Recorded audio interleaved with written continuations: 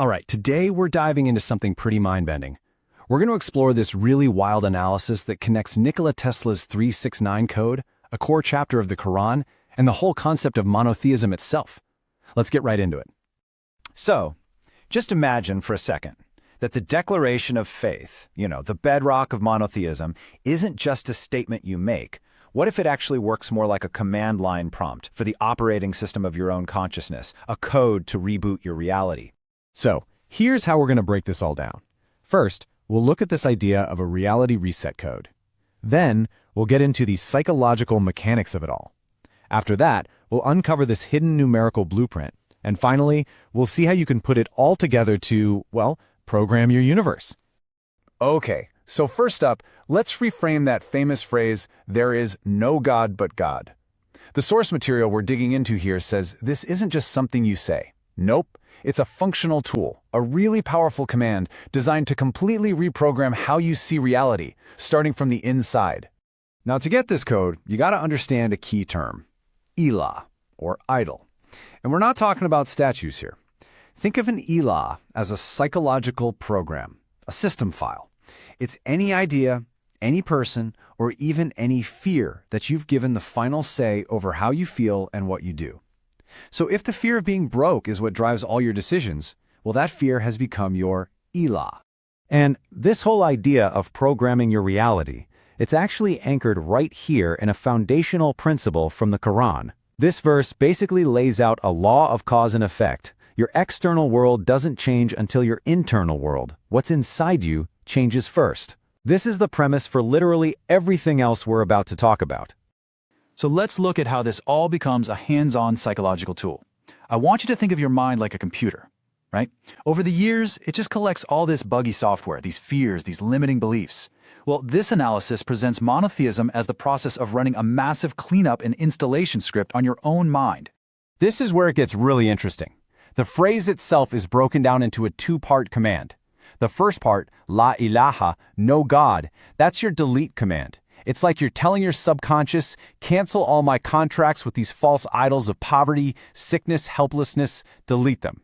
Then the second part, illa Allah, except God, that's your install command. It's like a firewall, a filter that only lets in new programming that's aligned with the divine source, ideas of abundance, of power, of pure possibility.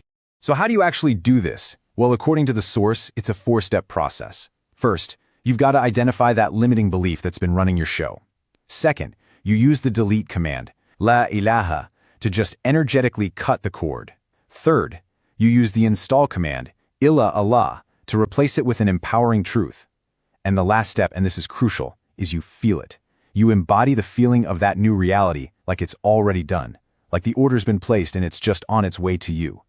Okay, now we're going to get into the most fascinating and honestly the most out there part of this whole analysis. This is where we look at the claim that Nikola Tesla's key to the universe, those numbers 3, 6, and 9, are actually embedded right inside one of the shortest and most powerful chapters of the Quran. The whole focus is on this one verse from Surah Al Ikhlas, a verse millions of people know by heart. Qul huwallahu ahad.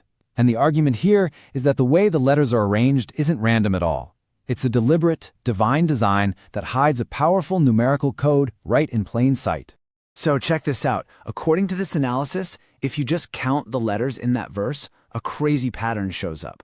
The letter in the third position is Ha from Hua, and it represents your unseen identity or energy. The letter in the sixth position is Lam from Allah, and it represents the link, the programming, the frequency. And then the letter in the ninth position is Aleph from Ahad, representing the absolute source or vibration. And here's the kicker. What did those three letters, the Ha, the Lam, and the Aleph, spell when you put them together? They form the root letters for the word Ilah, the exact same word for idol or God that the whole declaration of faith is meant to deconstruct and redefine. The code literally spells out the concept. It's wild. As the source text says, this suggests that Ilah isn't just some religious idea. It's a description of the energetic system of identity, programming, and source, that 369 engine that's actually driving the universe. It is a really stunning proposition.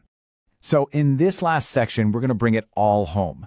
If this 369 system is real, then how do you actually use it? This is where that numerical code circles all the way back to the psychological command we started with. So the analysis suggests that without monotheism or tawhid, your creative energy, your 3, 6, and 9, is just scattered everywhere. It's broken up across dozens of different idols, your job, your fears, what other people think of you. But declaring La ilaha illallah is like turning a key in an ignition. It takes all that scattered energy and vectors it, aligning your identity, your programming, and your source towards one single, powerful, coherent point. And that brings us to the ultimate point of this whole analysis.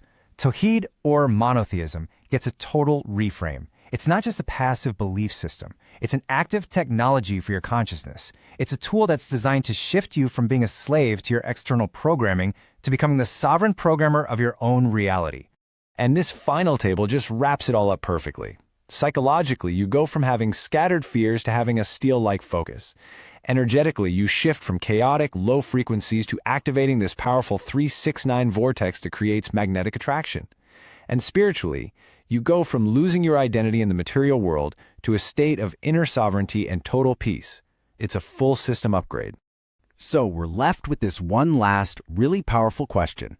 According to this incredible framework, the codes for engineering your own reality might just be hidden in plain sight, just waiting for you to activate them.